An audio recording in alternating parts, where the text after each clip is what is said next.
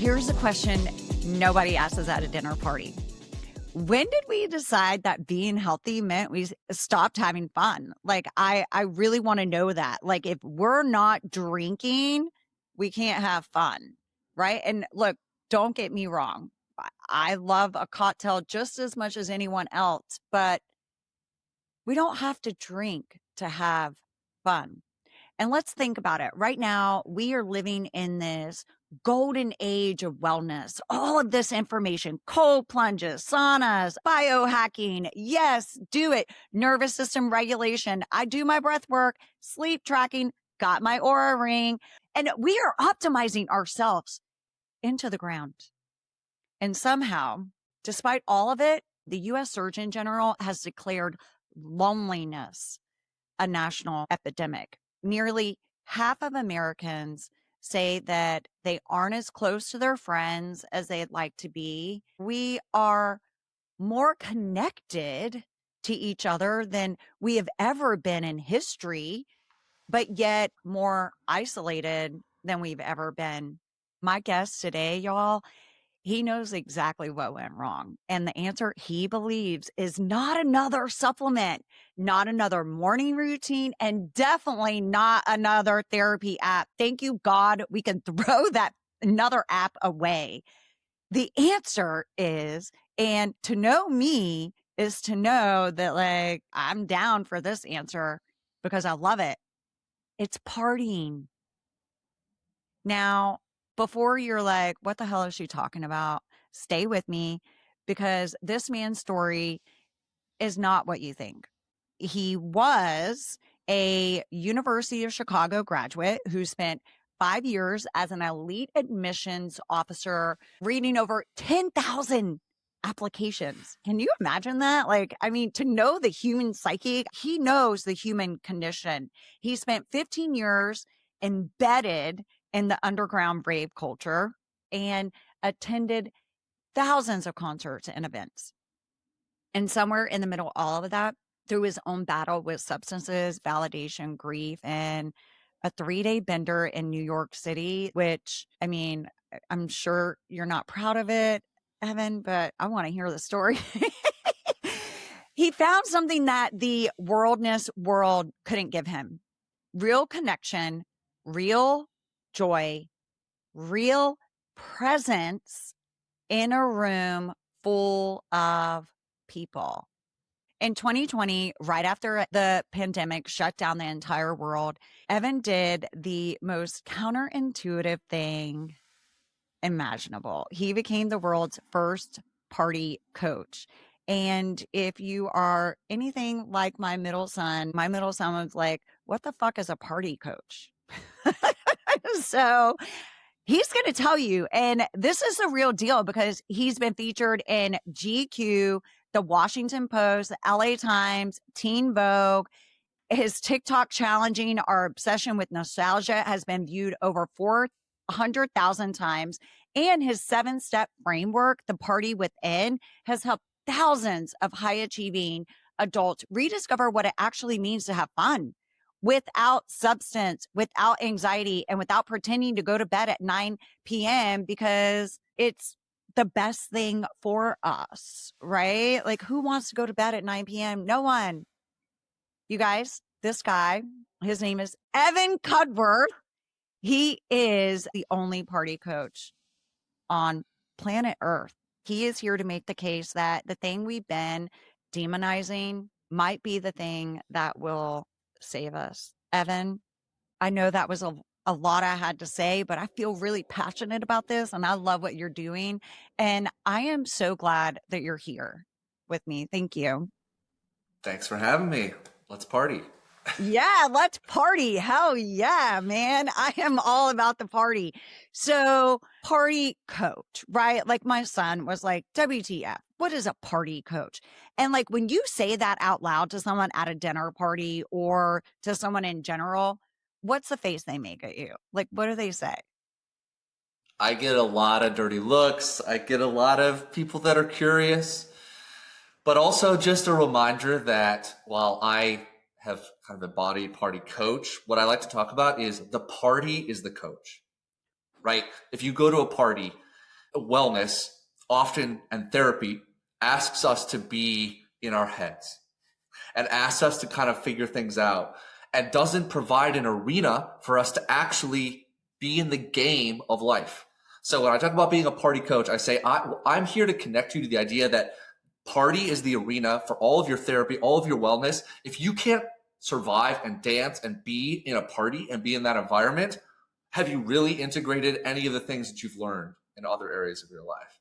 If you're anxious, if you're nervous, if you want to work on your confidence, stop thinking about it and scrolling TikToks and saving things to read later and go to a party and be in the arena of learning what it is to be messy with other humans. Dude, my heart just like that was like the party is the coach. That's deep because that is where the lesson is coming, is being in the arena with it. Now, be honest with me. Before COVID, you were this admissions guy and you were learning about all of these people and reading these applications. How did you come up with this? Like, did you see this version of yourself coming through? So I'm often asked about, this connection between college admissions. I've worked in tech, I worked in music labels, I've worked in a lot of places. And I do think if there's a thread that runs through them all, it's this idea of what makes something extraordinary. A person, an experience, what creates that like memory that sets it apart from what everyday life is. Because another dinner party conversation I have a lot is, people all want to ask about what happens behind the scenes of these elite institutions and how do they make decisions on what this person is. And I think it is a fine thing to start with, but I just invite people that if you want to live a life filled with memories and want to create an extraordinary life, the other side of that is going to involve like pain or struggle or going way outside of your comfort zone. And I think we've lived in a time where we're trying to optimize and comfort ourselves into this place where, well, if I just have enough validation, then my life can finally start. And my invitation is that your life is today, your life is now. And the party offers us a way to have extraordinary experiences right now instead of putting it off for tomorrow or the next year. So let me ask you this. Whenever you talk about party, like, do you talk about like an actual party? Like someone invites you to like like I'm having a graduation party and, pretty soon for my son. Like, are you talking about that kind of party? Or are you like, because for me, I feel like every day is a fucking party, like I get up and like, I'm so happy that I'm just having another day in this human life. And I'm like, what are you going to give me today? Like, how am I going to get? So what are you talking about with party? Yeah. So one thing I'm not trying to totally redefine partying for everyone, but I think the way that society already uses the word party is actually pretty diverse because like you've said, we have a kid's birthday party. We have, when we say party, we can mean, yes, like we're going to a bar or rave. I think you mentioned before you had like a spin studio. You were doing like cycling. Yeah. Right. So I was a hot sculpt yoga teacher, and I'd often start my classes with like, who's ready to party, right? So, and with the music and the energy. So my working definition of party is it's a temporary vibe shift with others.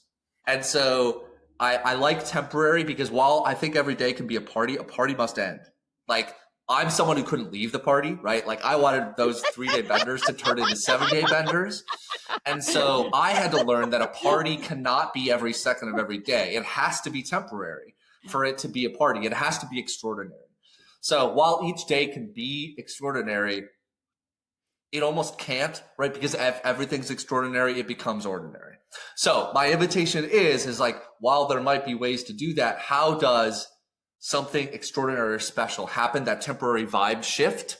How do you create something like that that's memorable to you? And that's going to look very different for introverts. It's going to look different for somebody who's 20 versus someone, I'm going to be 40 this year. I've worked with, people that are in their 60s and 70s. I eventually want to be in nursing homes. Like, I want everyone to experience what party looks like for them, but I'm not here to say this is what it has to look like for you. Right. So you said introverts, extroverts. Sometimes I'm introvert, sometimes I'm extrovert. And that brings me to the loneliness factor. And I think there is a major loneliness factor that's happening in society right now. And I think it's really happening with a lot of men. What is happening? And most importantly, if you're a parent and you see this in your son or even in your daughter, how can you guide them? If you're feeling lonely, like, let's talk about the loneliness. And maybe it's Yeah. because you're introvert and you don't know how to get out there, but yeah. So this brings up something that why I like to use partying as a entry point for this conversation, because I think if we're constantly doing things because, oh, there's a loneliness epidemic, I need to go connect and communicate with people. If we're trying to always come from this virtuous place of I'm optimizing my life or I'm making my life better, I don't think a lot of great friendships and relationships are built on good vibes and good vibes only. I don't know about you. Think back to when you've made some of your best friends. For me, it's usually, it was that camping trip where we got rained on and we got trapped in the tent, and then something went wrong and we had to go through, and there was conflict together.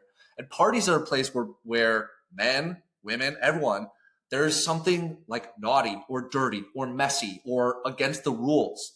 And those things are, I'd say, more important for curing loneliness than sitting around in kumbaya and journaling. Like, I love those things. They're a really important part of me. But to build trust, we often need, and why alcohol and substances, while not necessary, they're very helpful, not because they make things more fun, but because they create that permission to be a little bad, or to get in messy situations together, to do things that are going to build that trust, that create friction, that create longer term relationships that can be built on. We're seeing a lot of run clubs and fitness being a really big thing that young men are getting into, which is great. But they're doing really difficult, hard things, and they're getting messy with each other. And I'm super pro those things. If you're not ready to do an Ironman, there's so many underground raves and parties and events that are happening all over the place right now. And I'm seeing so many young people fall into connection and create these things that are not showing up on social media, but are smaller identity parties, groups of people that are there. But yes, they're a little messy and they don't look like maybe what wellness says they need to look like. Yeah, and I don't even want to tell you how I was in my 20s. Yeah. Yeah. Just because my son edits this podcast. Yeah. And so, mind you, he knows the majority, but you're exactly right. Those experiences do bring different elements. But to the person that's listening to this and feels lonely and they're like, what's some steps that they can do? Or maybe they just feel a little disconnected. What are some things that they can do to bring the party back? Yeah. So first of all, it is very normal. I'm seeing it even among my most integrated, spiritual, connected friends, people with families. It seems to be across every demographic and everything that humans are feeling this right now, right? And we can go through, is it social media? Is it our phones? Is it politics? Is it, there's lots of things that we can point our fingers at. I'm not really interested in any of that. Yeah. I do know when I take these actions, I feel less lonely. And let me talk about it as bad. I have something that is called a wellness bender. And this is a 21-day habit challenge. That's similar. You might have heard of 75 hard or something like that, which is I haven't. Anyway, but I know anything done for 21 days, you're going to shift. Yes. So tell us what wellness that is. Bender, whenever I'm feeling lonely or disconnected, this is something that I do. And it's 21 days of about 7 habits. And you start with a whole foods diet, right? And so you're starting to clean out your system. Number 2, no scrolling your phone for the first 30 minutes and no scrolling before bed 30 minutes. So you're sort of grounding your day. Start your day with a cold shower. And then after that, you're going to dance in your room at least 3 minutes. You create a playlist, have something like that. No one has to look at you, but start just dancing in your room. Remind yourself that your body is like your energy source. It is that thing. And if you look at confident people on TikTok or anywhere, a lot of them are dancing. They're even though they might have very serious things to say, even the day traders who are, make a ton of money, they're still dancing and they are in their bodies and they are doing something that connects them to that. Now we move into some other things. Compliment a stranger every day. This is that person in the coffee shop. This is the person at the gym. Also, start calling your friends, people in your lives. You should optimally, by the end of 21 days, call 21 different people. And this is picking them up, having conversations, calling until you get someone on the phone. Now, younger people, you might be a little freaked out about this. If you don't want to be lonely, you have to have conversations. And what happens when people do this? By about day 7 or 8, people start to feel a little different in their bodies. By day about 15, 16, their social batteries are through the roofs. They're stoked. They're out there. These things that once felt like, oh, I'm a burden to my friends, or, oh, nobody wants to see me or hear from me, or, oh, the world is so this way. That stuff disappears because through this wellness bender that you're going on, which is a sprint, right? This is not meant to be every single day of your life. You are on a sprint. But through this, you are recreating the little pathways of things in your head that say, I've disconnected or I don't belong here. And it erases all of those things. And finally, what you're doing, and the ultimate side of what I do is, if doing it for yourself isn't enough, the reason I love this, and I'm getting emotional talking about this, is because every time I do this, people are like, I called that friend who wasn't responding to me and I thought they were mad at me. And it turns out they were so sad because they didn't have the energy to reach out to anyone. And so many people think that they're the only one feeling this. And one, I'd say, while it's common you're feeling that, get out of your own freaking head and realize that the party within you needs to be shared. And the reason parties work is because it's not about you. Once you start to bring that energy to other people, you reverberate and the whole world gets more connected because you stopped being so selfish and thinking about, oh, I need to make myself perfect before I get out into the world. So that's my rant about a wellness bender. But if you want to try that, give it a shot. Damn, I love that, Evan. That was so good. So what I do is I call that my toolbox. Yeah. I call it that is, am I reaching in my toolbox every day? I went through a period from 2013, 14 to 2018. There was definitely moments where I felt alone, even though I had a cycle studio and I was surrounded by people constantly. And, I had friends, and I would reach into my toolbox and do those tools whenever I was feeling lonely. And then one day I was sitting in meditation and it said, Charla, if you ever feel alone, you're the one that left. Just get back to the connection within and connect with people. So I love that. Thank you. Now, what do you say to the people that have gotten sober and they feel like, they can't party anymore? I know when I've gone on sober benders, I call them sober benders, where I've gone months without drinking, people don't invite me to things anymore because I'm sober. And so what do you say to the people that are sober? Yeah.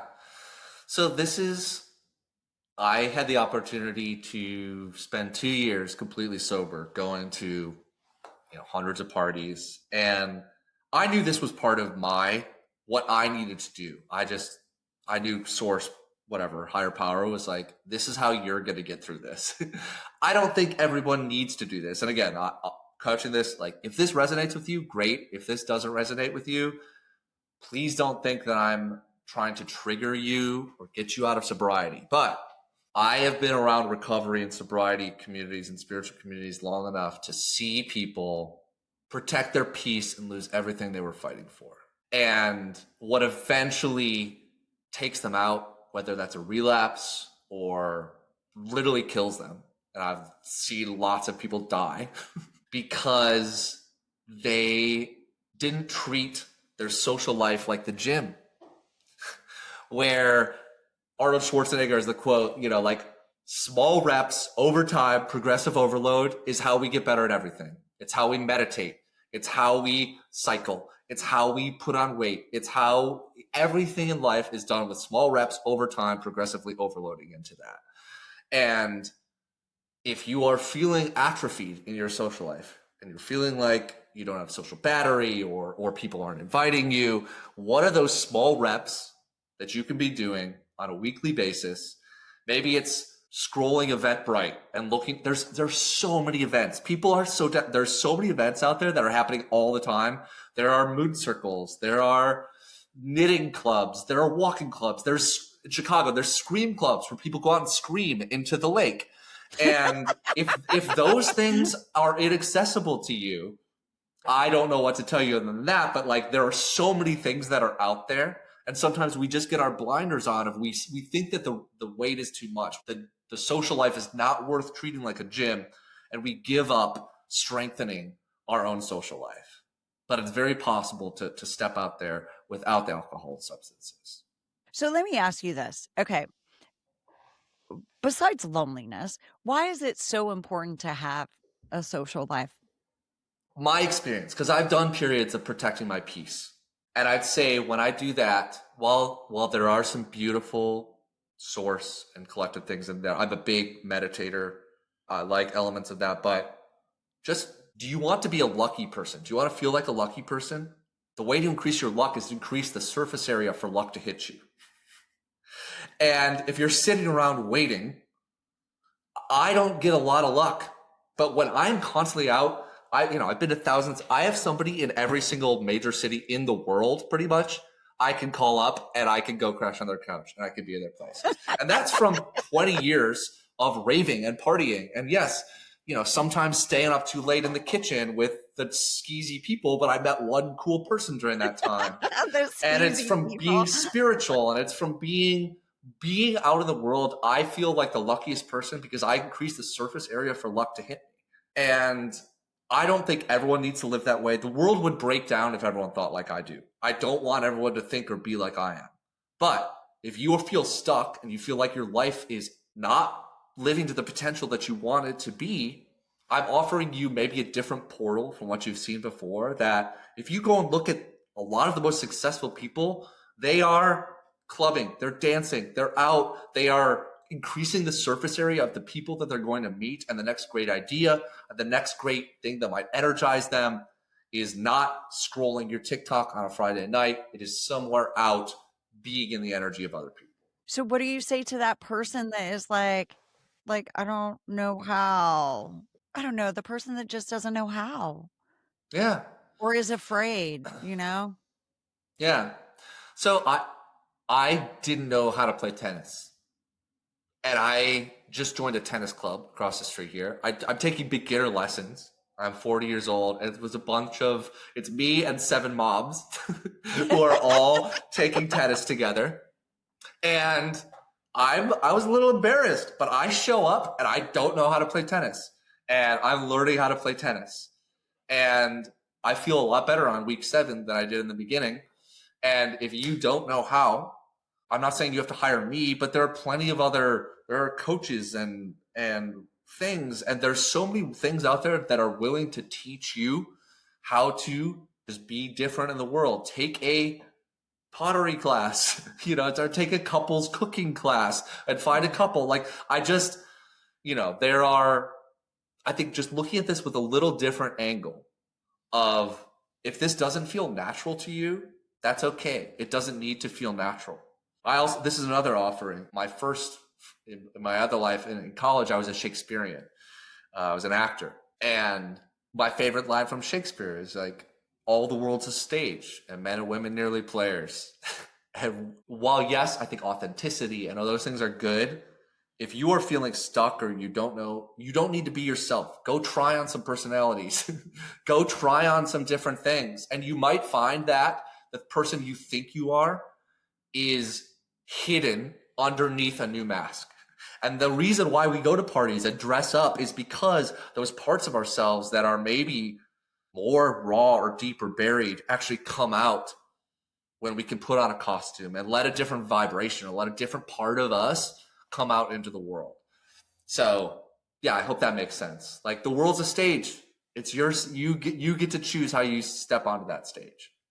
Yeah. And that takes me to, during the research of you, I found out that you wrote a Washington Post feature that about fun is dead. Tell me about that. What do you mean by that? It was actually a feature that was written kind of about me, Uh-huh. about how party coaching in some ways represents the end of fun. And this was actually written by a fellow University of Chicago graduate. I don't know if so University of Chicago is actually a very nerdy school. It's known as where fun comes to die. People say that about it.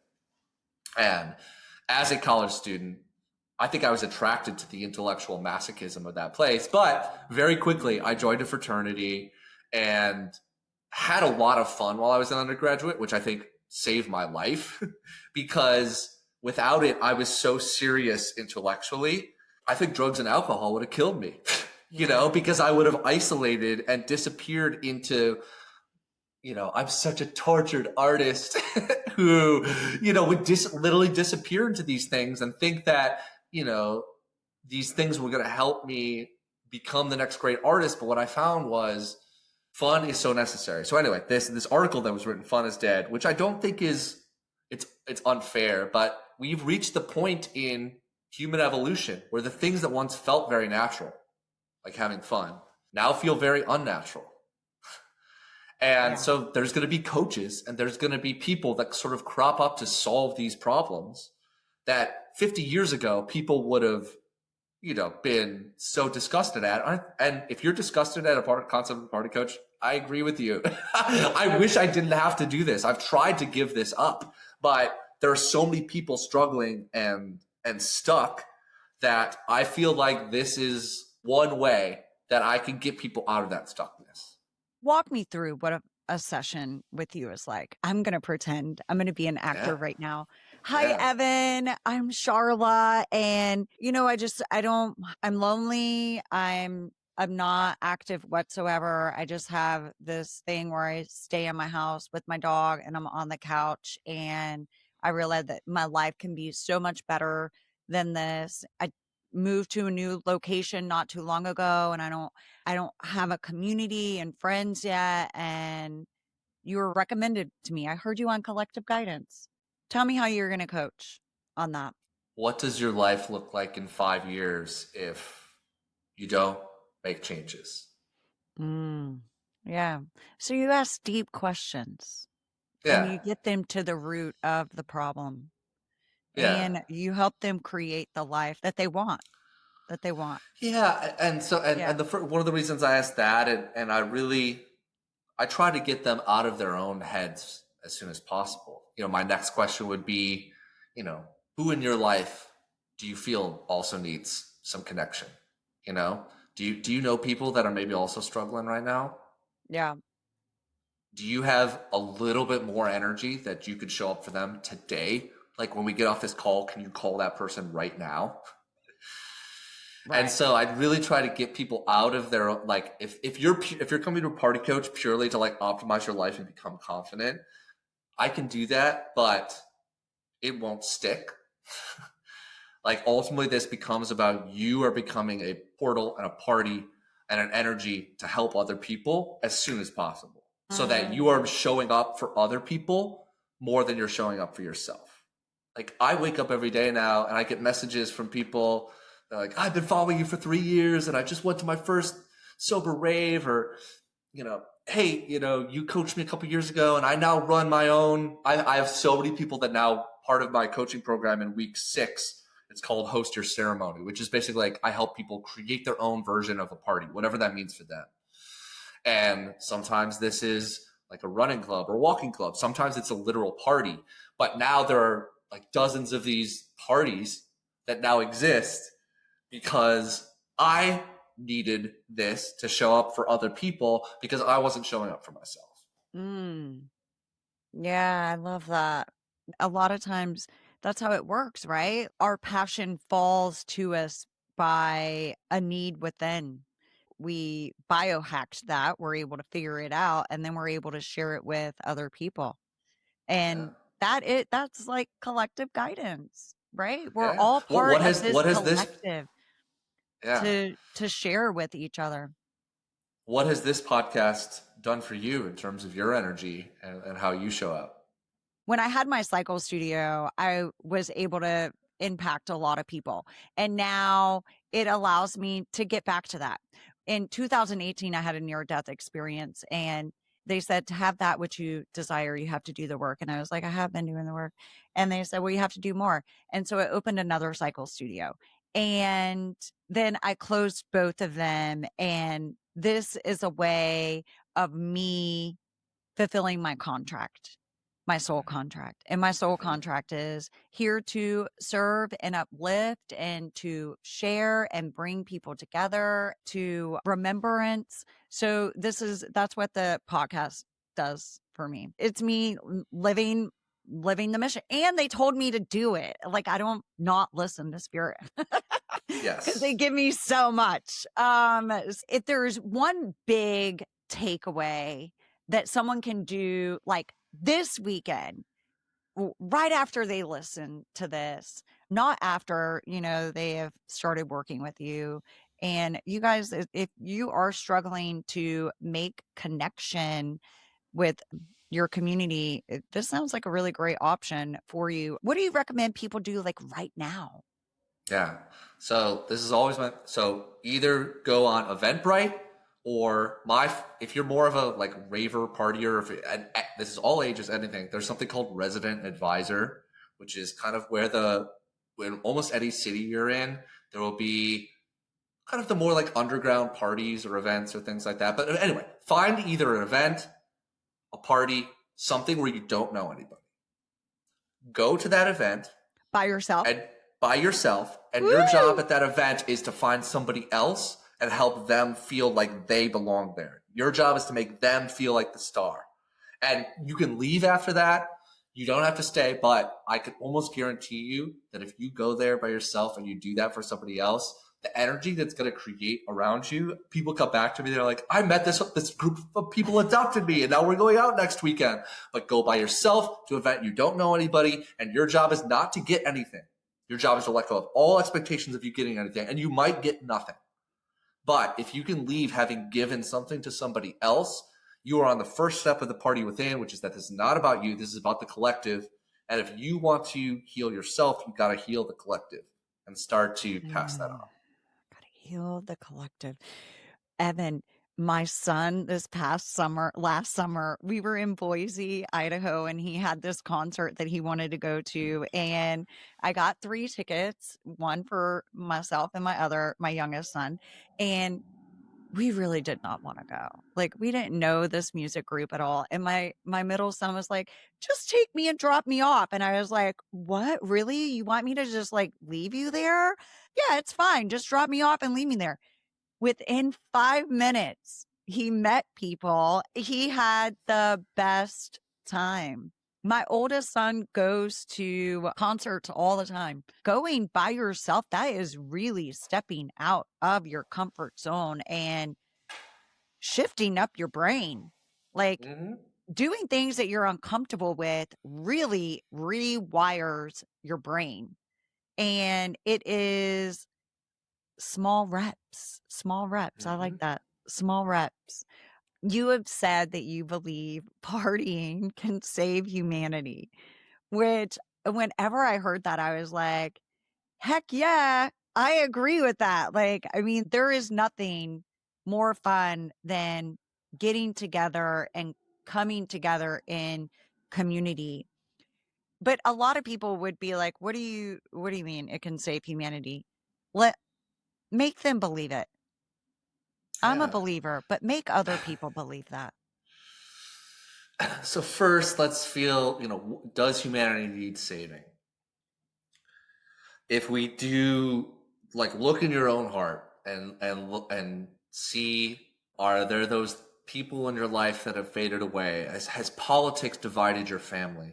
Has Oh, social media made you feel like inadequate and that you don't belong, that everyone is living a different life? If you believe that these are symptoms of something that can be cured, partying to me is the easiest way for us to address this without forcing it, right? Like dancing around a fire to music, like the most basic party that existed. This is what the cornerstone of tribes was, to create these things where we're dancing around a fire together. Nothing matters except us being in this energy together. And in a time when it feels like everything matters so much, your political opinions, what you wear, how many followers you have, where you live. I notice when I'm at a party, I'm just rarely thinking about those things. Like I'm in that energy around it. And if we start from the bottom up instead of from the top down, of like, let's fix this here. If we build from the bottom up, the party is something that you don't need a dime, to show up at some dance in the park, because I guarantee you there's some drum circle that's happening in your little town in the middle of nowhere where people are going out on a Friday night and drum circling. You can find belonging there. And if you start with that and build the energy, start with those reps, that bottom up is how humanity is saved, not let's all attack and send all of our energy to these leaders that we think are controlling us, and they're not. We have the power and the energy right here at the party. I love that. The party can save us, because when you're at a party, you're just fucking having fun, like, unless you're not, and then maybe it's time for you to go home.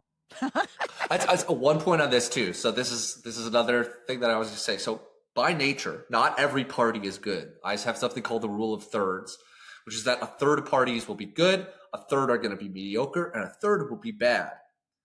And this is actually a law of nature. We can't avoid good, mediocre, bad. If everything was good, there would be no good. So I say this to relieve you of the pressure of I'm a party coach. A third of my nights are bad. I go out and I either don't have a good time, or something that I wanted doesn't happen, or I was too tired. And I allow myself to have bad nights, and I show up the next day. The same way at the gym, the same way with anything else. I allow myself to be in the bad and the mediocre so that I can also have the good. Something that you said earlier, you were like, I never want the party to end. That's me. Yeah. I'm always the last one to leave. And then Yeah. sometimes, like staying past that. I'm like, especially if it's at my one friend's house, I'm like, I'm not leaving. She's like, fine, you don't have to. I'm like, perfect. Yeah, it made me think, I don't know how many bad parties I've like been to, but mediocre. And I Yeah. think maybe just because I'm such like an optimist in general, I'm like, I guess it has to be a really bad party if there's like absolutely nothing for me to eat there.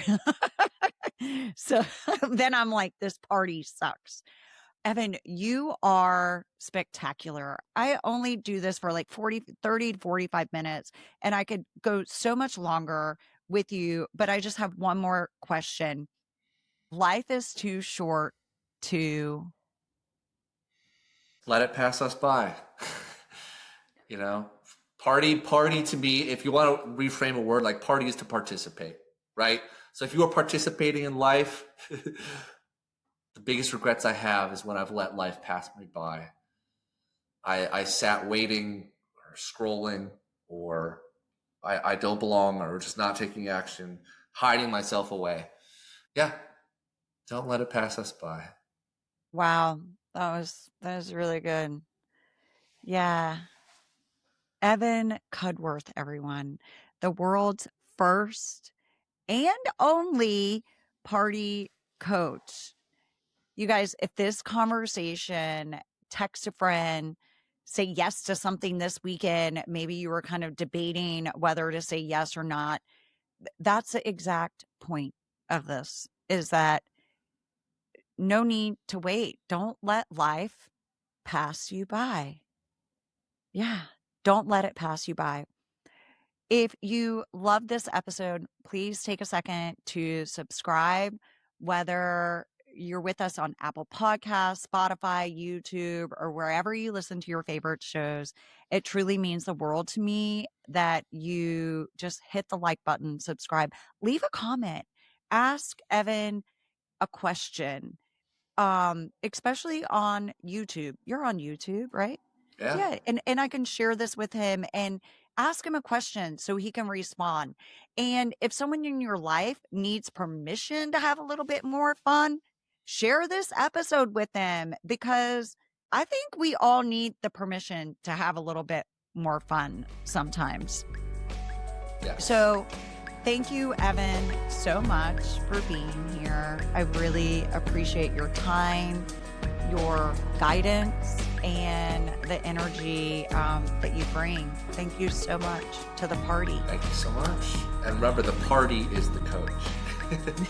I love it. The party is the coach. Thank you guys. Have a spectacular day.